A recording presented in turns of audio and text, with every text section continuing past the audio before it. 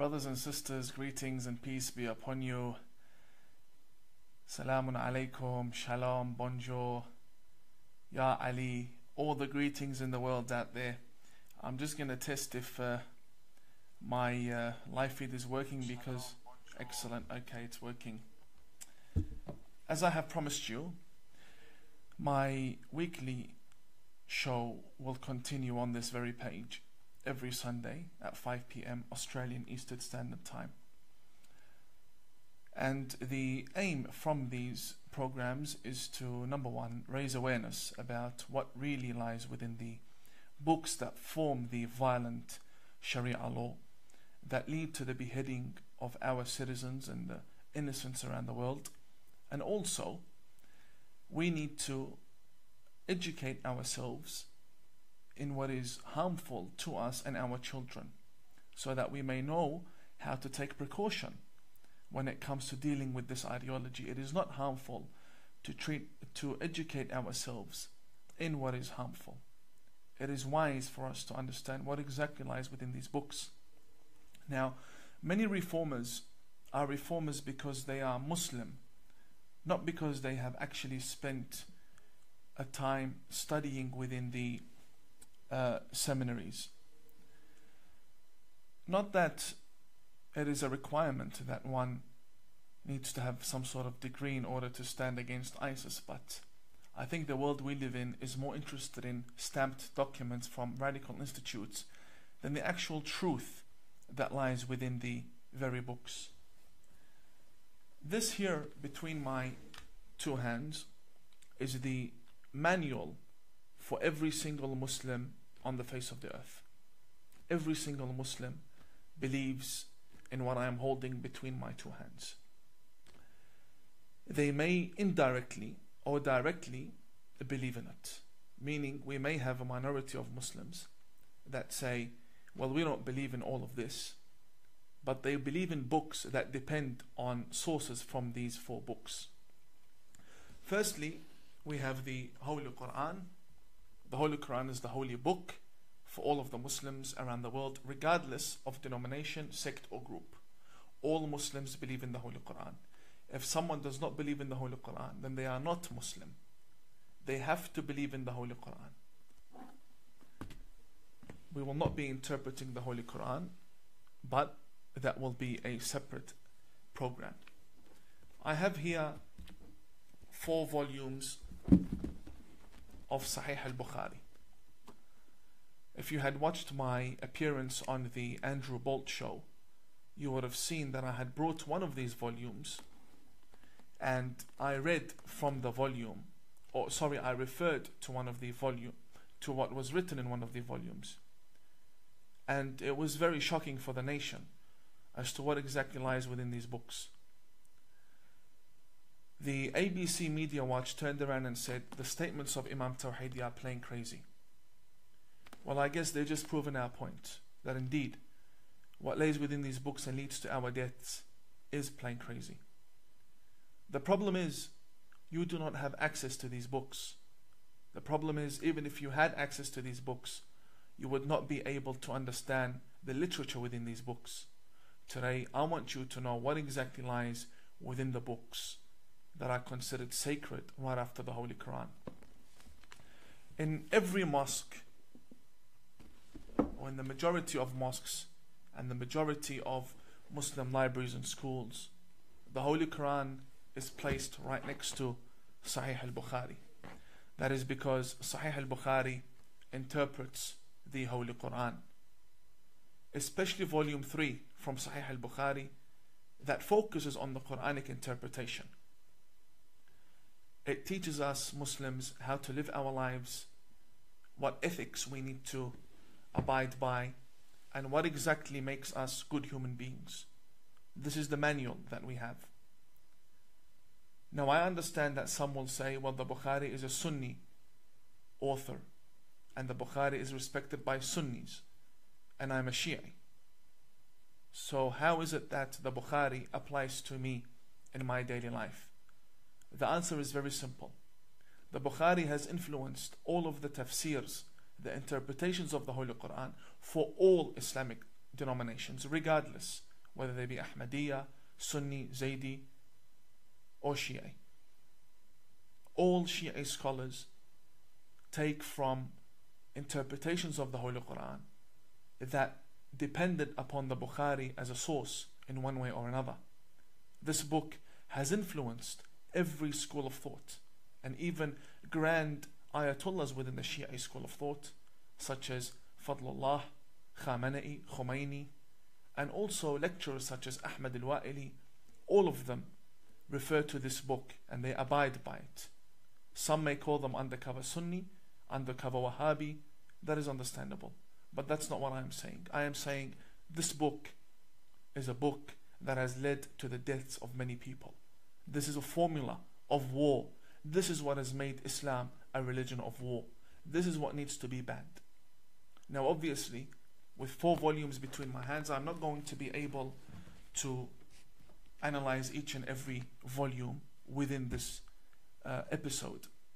But we are going to skim through these 4 volumes to find out what exactly is this book like, what was the line of thinking of this author, what on earth was he thinking when he compiled this, and why are the Muslims silent. But before I come into speaking about the Bukhari, it is worth asking a question. How come the Muslims who don't speak Arabic, other than the Imams, and how come the Muslims who don't speak Arabic completely, and how come non-Muslims, university teachers who have studied Islam and received degrees in Islam, how come they haven't come across this? Why is it that we are now learning about this Bukhari? The answer is very simple. When you go to a Muslim bookstore and you say, can you give me a copy of the Bukhari? You would expect to get this, but instead they will give you this. They'll give you 1 volume that is made up of Arabic and English. They have cherry-picked and selected for you and translated for you what they want you to read from Sahih al-Bukhari. They do not want you to read everything within Sahih al-Bukhari. As you can see, they have titled it Sahih al-Bukhari, the early years of Islam. And they explain and translate. But this is not al-Bukhari. This is a small compilation from what they want you to know about Bukhari. This is the real Bukhari. We who seek knowledge want to know what forms this radical ideology. We want to know what's in the book. Therefore, let's get into it. Muslims go around the world rioting, killing people, because they believe that their Prophet Muhammad has been insulted. I'd just like to double check if the voice is actually reaching you. Brothers, my dear friends, brothers and sisters, if you can hear me clearly before I get into the topic, can you please type 1 for me? Just some of you give me 1.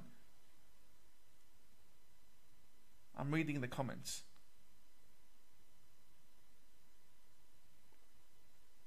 Just a 1, thank you very much. If you can hear me, can you please confirm?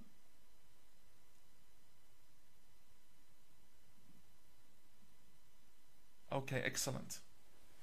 We've received confirmation. The Muslims say that Prophet Muhammad is the best role model.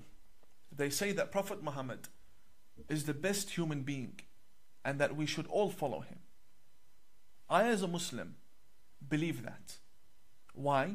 Because I believe that the Prophet Muhammad, that I believe in, my version of the Prophet Muhammad, is someone who respects the Jews and loves the Christians and honors the atheist and allows churches and synagogues within his government. The problem with my version of Muhammad is that only a minority follow it. The majority follow a different Muhammad. And when I say majority, I do not mean 5 to 50%. I mean 95% of the Muslims believe in the Muhammad, the Prophet Muhammad portrayed in the Bukhari. Nowhere else. Nowhere else. All books of history refer to the Bukhari. So let's find out, what really is Muhammad like according to the Bukhari, according to the faith of the Grand Mufti, according to the faith of television celebrities that are Muslim in this country, according to the faith of activists within America. All of these Muslims who go and say that Prophet Muhammad was an environmental activist, a human rights activist. Okay, I don't disagree, but is that the Muhammad you believe in? Or are you changing faiths every time you're subjected to a question that you cannot answer? So you change faith in order to answer that question. The Prophet Muhammad that the majority of the people speak about and fight for and defend is not the Muhammad they believe in as an ideology. There's a big difference between the Prophet Muhammad in the actual sacred scriptures and the Prophet Muhammad that is portrayed as a prophet to the West by 95% of the Muslims. The Muhammad that is being portrayed in the West is a Muhammad I reject. I do not believe in that prophet. I believe in a version that the minority believe in. And this is what reformers want. Reformers say, get rid of these role models that you have formed and you believe in. Get rid of them and start rethinking what a prophet should be like, because that will influence your ethics and your culture as Muslims. But they do not want that. They want to stick to the Muhammad that they have been brought up listening to. But the sad news is, it's all a fake. The Muhammad Linda Sarsour mentions is not the Muhammad she believes in. Today, I'd like to show you what exactly is written within these books regarding Prophet Muhammad, regarding their noble prophet. What exactly do these books say? I'll start with volume 1. And I know the techniques of the radicals.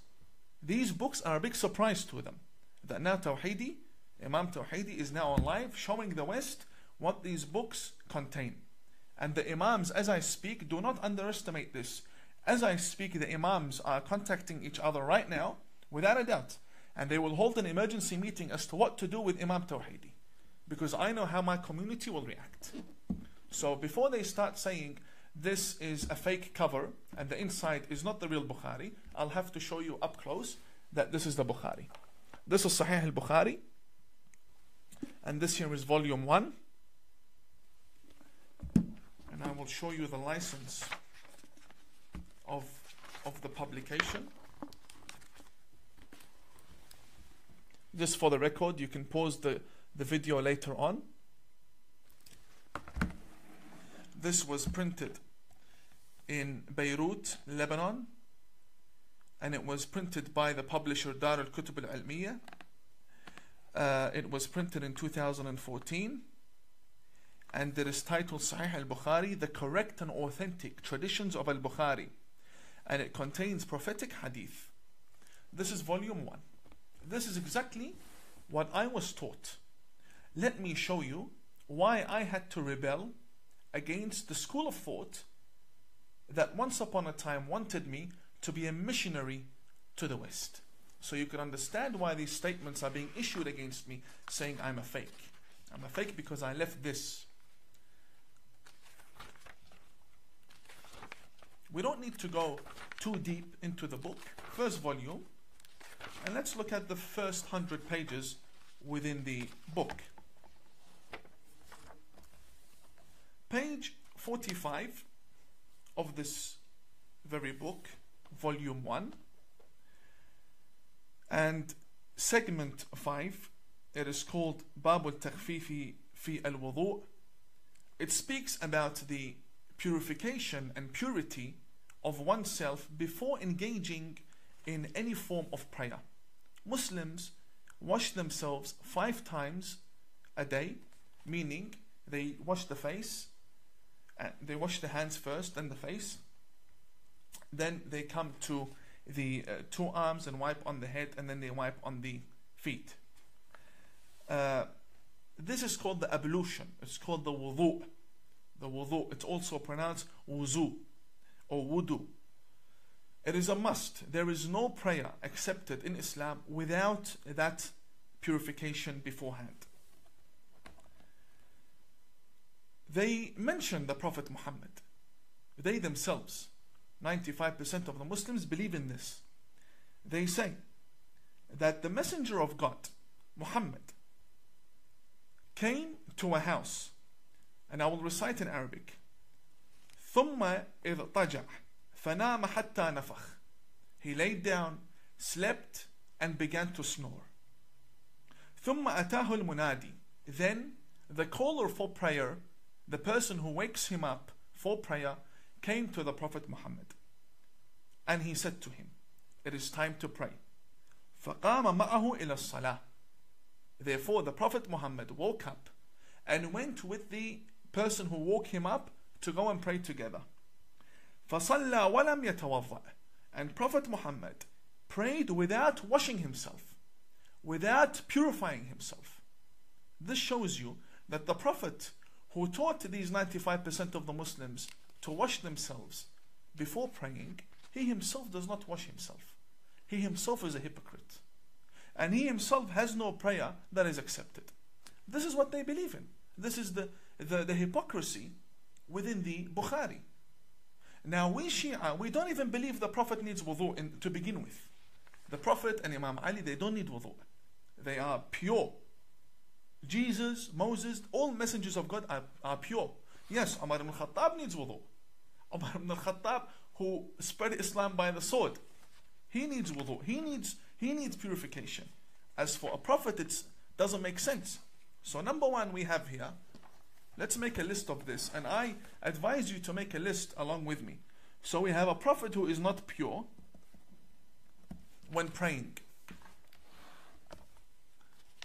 If we move to page number 47, segment 14, it says here what is much worse than what we had just listened to.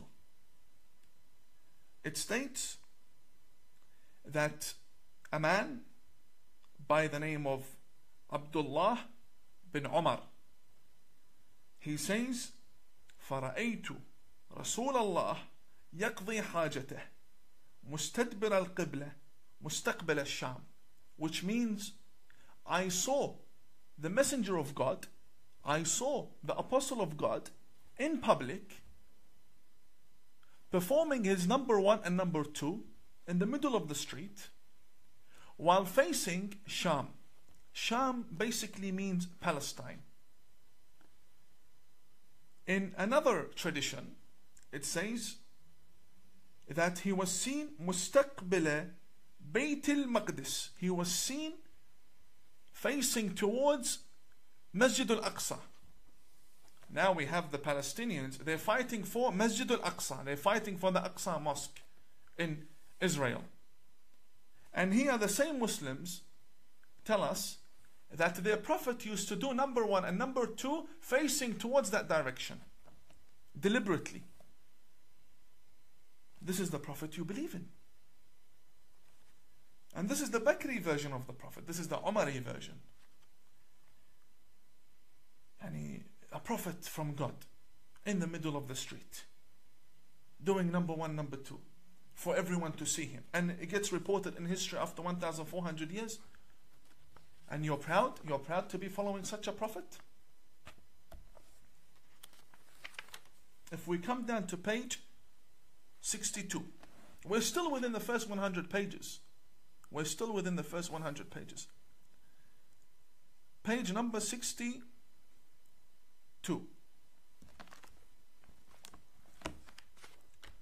It states, أتى النبي, the Prophet came, فبال قائما ثم دعا بماء فجئته بماء فتوضأ, which basically means Prophet Muhammad came and he urinated while standing up.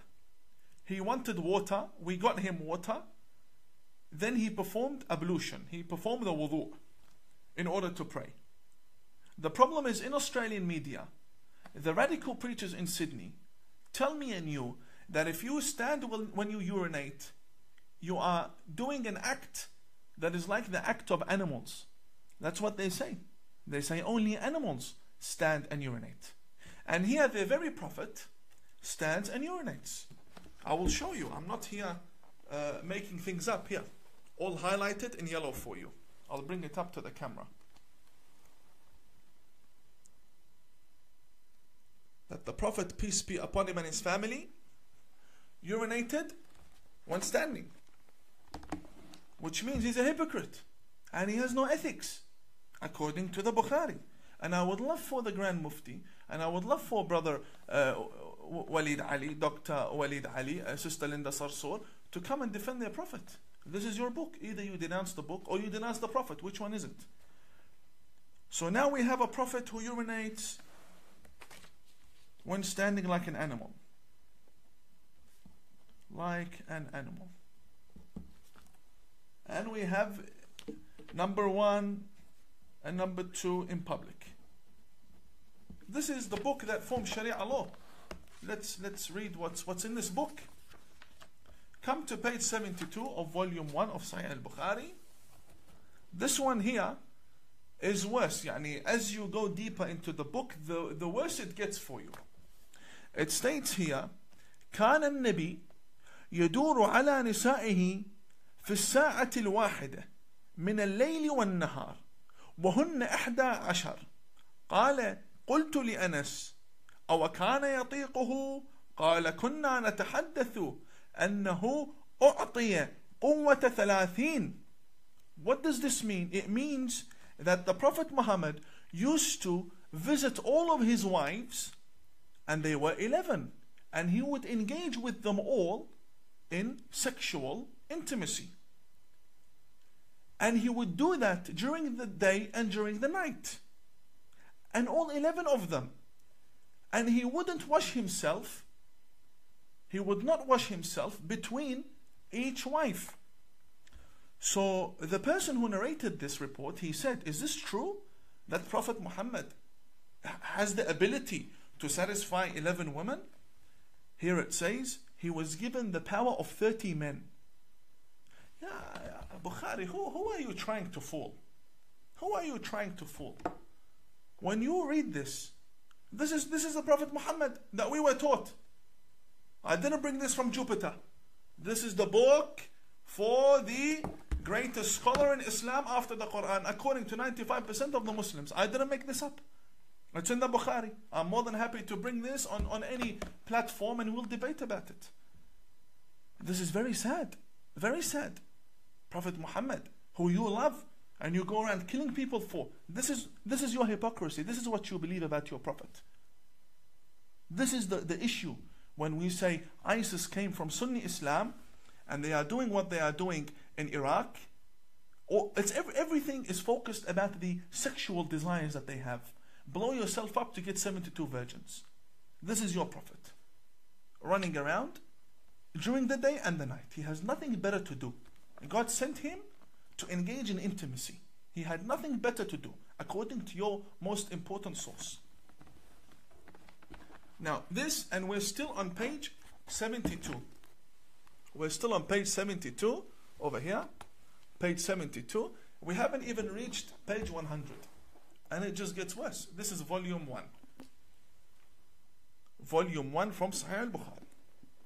As we are going through these books, you will see that the level of intellect and integrity and dignity and respect that the author has when speaking to his people regarding his own Prophet is very low. Very low level of respect when speaking about the Prophet. And none of us would want 1,400 years down the track to have a most important book circulated everywhere, considered sacred, that contains matters of your private lifestyle, matters of how you would deal with your wife. These are shameful things, and these are present in every mosque. And this is why our youth focus on the 72 virgins. Because if their Prophet is running around after women 24/7, in the day and in the night. في الليل والنهار. It's written in the book, during the day and during the night. Then we cannot blame the radicals for wanting 72 virgins. Now we come to page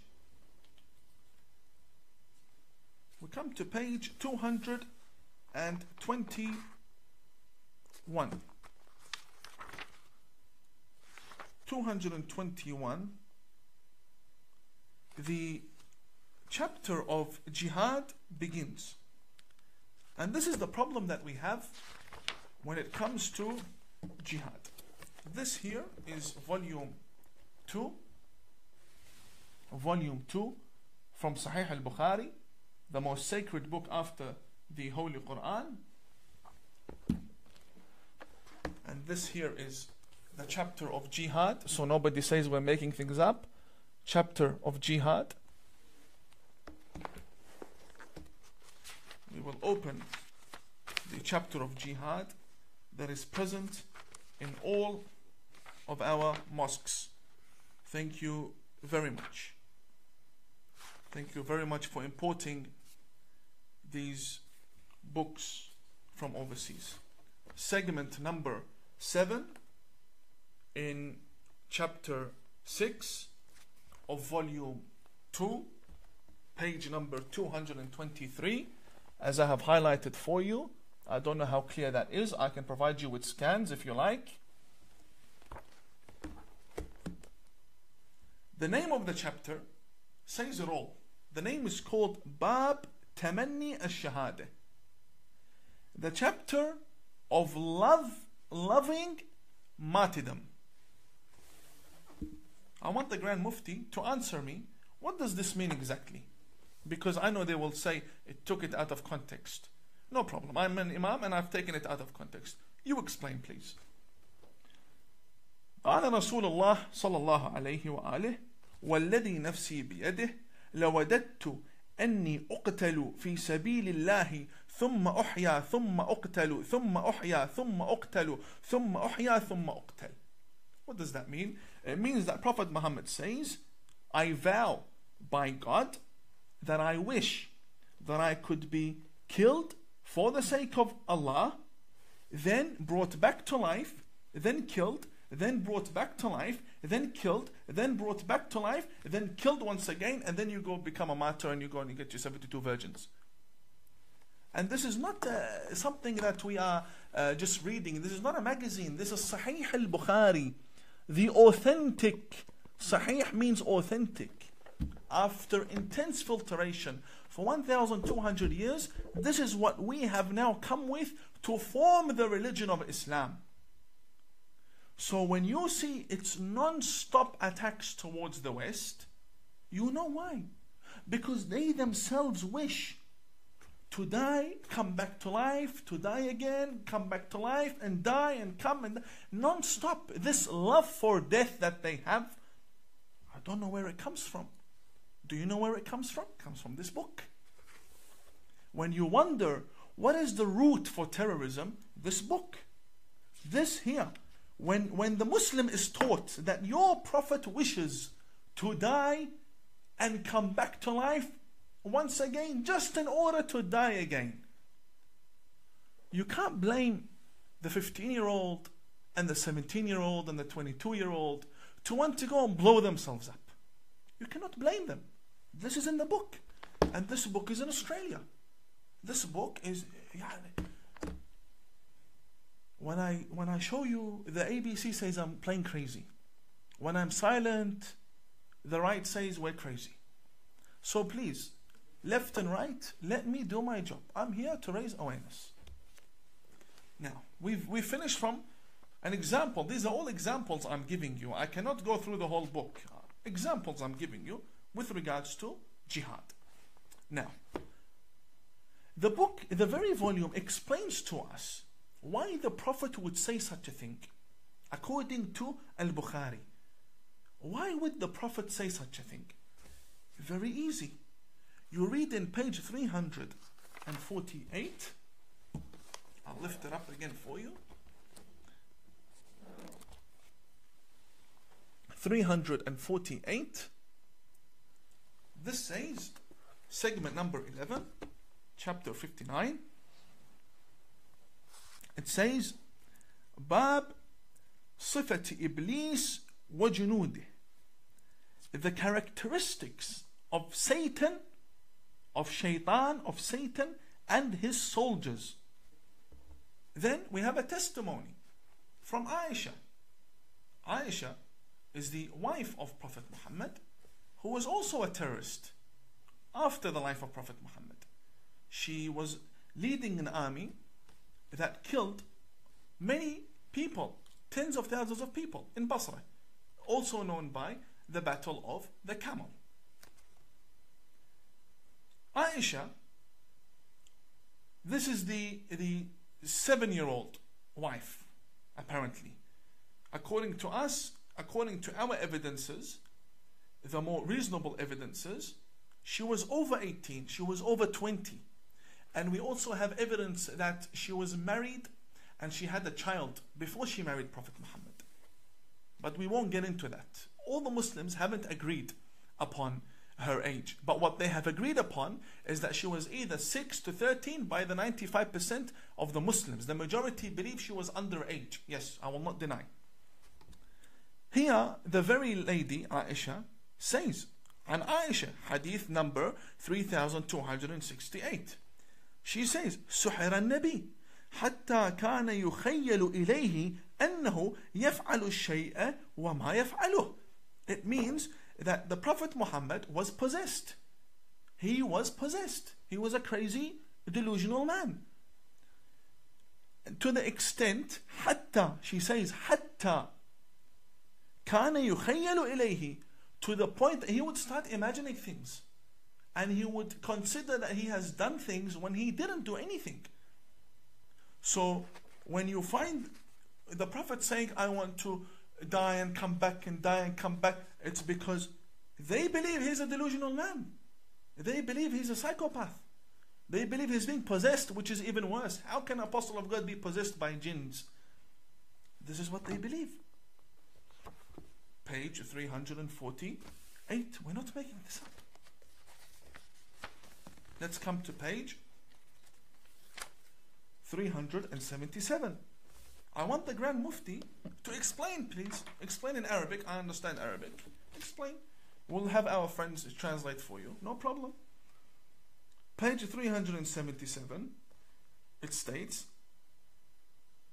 that the Prophet in 3372, Prophet Muhammad used to doubt in previous prophets, which clearly contradicts the Holy Quran. The Quran says, مَا نُفَرِّقُ بَيْنَ أَحَدٍ مِّن رُسُلِهِ. We do not differentiate between any of God's messengers.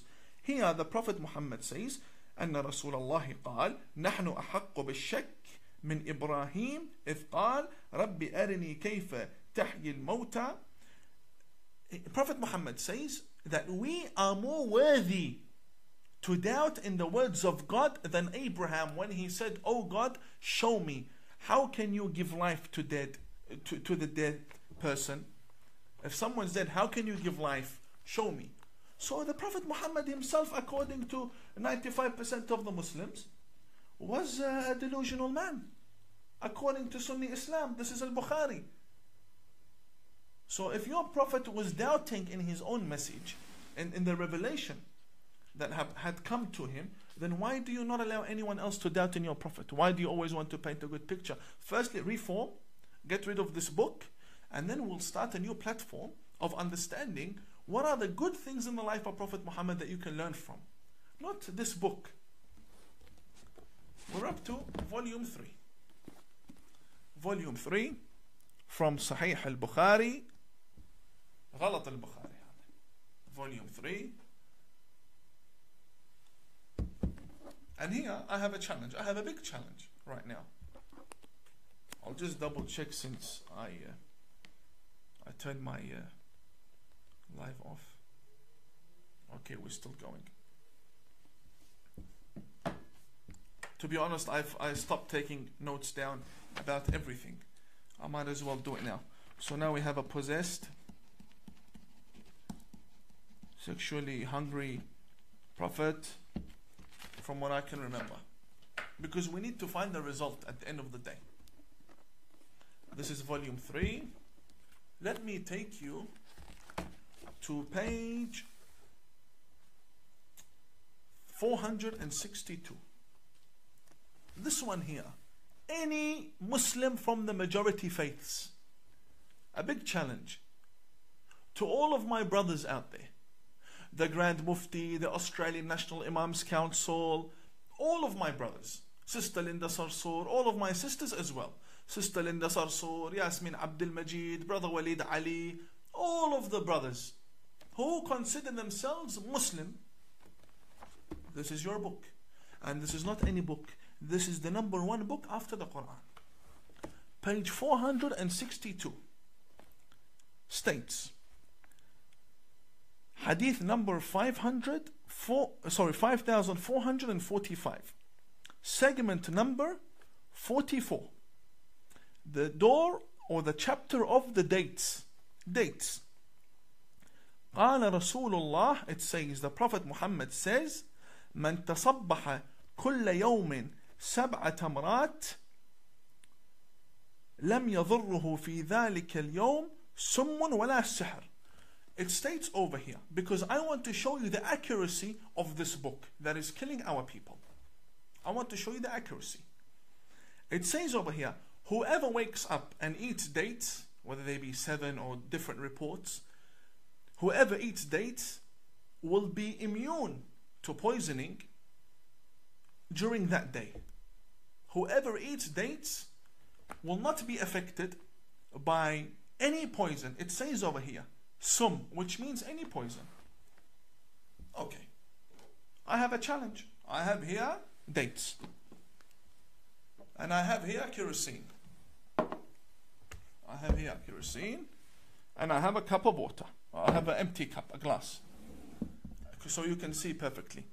And I have 2 dates over here. My challenge to the Australian National Imams Council. If this book is accurate, that means the Prophet portrayed in the previous volumes we just shown is an accurate portrayal. And you cannot blame anyone for thinking wrong about your Prophet. If it is not true, then denounce. Say this is not a good book. Do not consider it sacred. Because people are dying because of the chapter of jihad. If it is true, then come. Here, I have 2 dates for you. I have 2 dates and it's iftar time. Now you're breaking your fast. 2 dates and I will pour you a cup of kerosene from Bunnings Warehouse. Come drink. Yalla Habibi, come. Come drink, and I want to see how you will not end up in the hospital. If you end up in the hospital, then you have done that to yourself for the sake of your own faith. If you end up dying or you end up with serious injury, then you're a victim of your own faith. This is what you believe in. And if you end up healthy and nothing's wrong with you, I will convert to your faith. I will resign as a Shia Imam and I will come and I will kiss your feet and I will study under you. I will start all over again. If you can prove me wrong, come. I'll pour you 1 cup from this after you have 2 dates, so we can see exactly, is this book accurate or no? If it is really the word of God, and if it's really what you believe is correct, come. I give you 2 dates, plus here, kerosene, and enjoy. This is nonsense. This is volume 3. Now we're up to volume 4. And volume 4 is a tragedy within a tragedy within a tragedy. Volume 4 from Sahih al-Bukhari. Volume 4, Sahih al-Bukhari. And by the way, the books of the Shia will come next. This is the main Sunni author. Shia authors will come next. I will bring the Shia books and we will see exactly what's going on in this faith. We'll bring them all. The books of Khomeini and the thawing of the underage children, they will all come. So now we have volume 4, because this is very interesting. Because this is very interesting, I'm going to show you the license again of this very volume, so nobody says it's a lie. Okay. Now let's go very far away from the whole world of jihad, and I'm pretty sure Islam has something to offer. I'm pretty sure 95% of the Muslims believe in a faith that should have something to offer, and at least some medicine. Let's take a look at the medicine here. Also page 16. Page 16, it says the chapter of medicine with the urine of the camel. تفضل. Chapter of medicine with the urine of the camel. Medicine, medication, cure with the urine of the camel. Let's read. It states, a group of people came and visited the Prophet in Medina, which means he had a government. I don't believe the Prophet had a government, but I believe he had a strong establishment. We'll speak about the government of the Prophet in a different time. As for now, they came to Medina, where the Prophet had his religion established. And they became sick. What do they do when you become sick and you have the Prophet? He's the best doctor. So they went to the doctor. The best doctor in the opinion of the Australian National Imams Council. The best doctor in the opinion of the Grand Mufti, Dr. Ibrahim Abu Muhammad. The best doctor according to all of the Muslims. The best doctor, the Prophet Muhammad. This is your book, not mine. This is your book. What does the best doctor say to the sick people that came to him? And what did he do when they took his prescription and ran with it? What did he do to them? فأمرهم النبي, they were sick. فأمرهم النبي, he ordered them أن يلحقوا براعيه, that they go after the owner of the camel. يعني الإبل, it states here يعني الإبل, which means the camel. فيشربوا من ألبانها وأبوالها, to drink from its milk and urine. فلحقوا براعيه فشربوا من ألبانها وأبوالها. Not only did they listen and ignore, no, they actually chased the man who had the camel, and they stopped the camel, and they drank from the camel's urine, and they drank from the camel's milk. حتى صلحت أبدانهم. حتى صلحت أبدانهم. Until their bodies became strong again, and now they have the ability to go back to where they once came on foot, and they're strong, and everything is well. They're no longer sick because of the cure in the camel's urine. So what did they do now that they are strong? فَقَتَلُوا الرَّاعِي وَسَاقُوا الْإِبِلِ. After they drank from the camel's urine, they killed the owner of the camel and they stole the camel. Now, until now, we have a tragedy. Because if this is real, then we have a tragedy.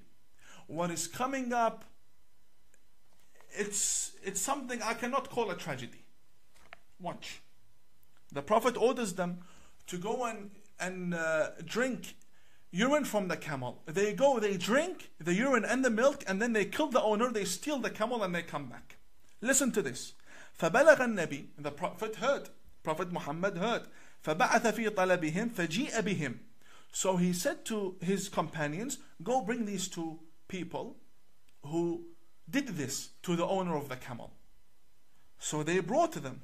What did Prophet Muhammad do?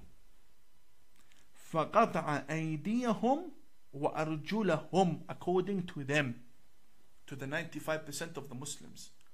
Ya Grand Mufti, can you please explain? The Prophet here chopped their hands and their legs. Why? Because they stole a camel.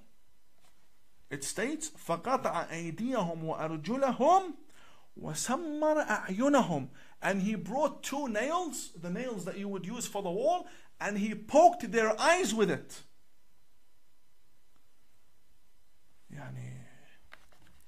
This is a terrorist.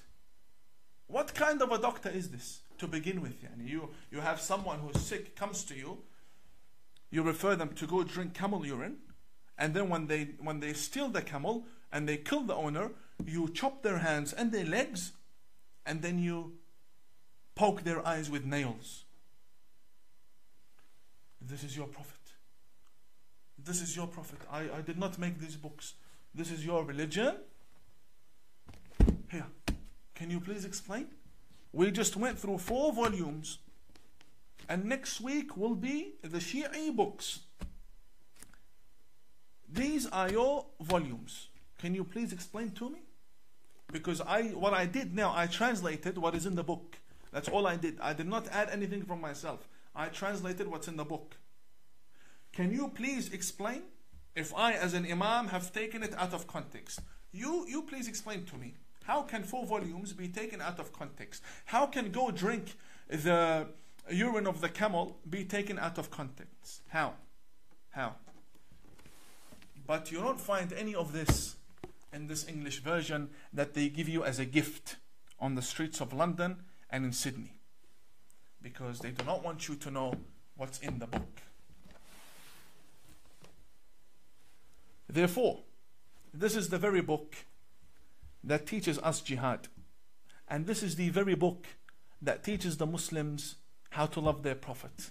We saw their prophet, and we saw the jihad, and we saw exactly what Bukhari teaches. Dear Grand Mufti, dear Mufti of Egypt, dear Mufti of Lebanon, Mufti of Syria, any Mufti, come defend your prophet. Can you please respond to me about exactly what's written in these books, and why is it not written in the English version for the people to read? This is not sectarianism. I'm not here to make divisions within the community. I myself, I am an outcast from the community, but I am calling for reformation. We clearly have a problem in the books that we consider to be sacred scriptures. If this is the book you use to interpret the Quran, then you cannot blame people to hate your Quran. You cannot blame people to hate your Quran. If this is the intellect that we are displaying our religion with to the world, then may God be with the world and may God be with the religion. Because this is clearly something wrong. I stand against this book and against the author of this book, and I do not consider it to be sacred at all. And next week I will show you the books of other denominations that need reformation. My purpose here is to show you exactly what needs to be left within Islam. We cannot be reformers if we go to the mosque and we pray behind imams that quote from this book and revere this book and respect this book. The chapter of jihad was more than enough. All we had to read was 1 line. The chapter of jihad makes over 100 pages. I only read for you 1 line. To me, these are all attributions to my prophet. I do not believe in them at all. I am a kafir in this book. I do not believe in it at all. I believe in the prophet that loved Moses and loves Jesus. And we have a study, but the problem is only a minority believe in that study. And now we have reached the end of the first show. I honestly pray that you had somewhat benefited from tonight's episode, where we raise awareness regarding these books. May God bless you all. Thank you very much for your time, and I will see you in my next live stream. God bless you all, and have a good night.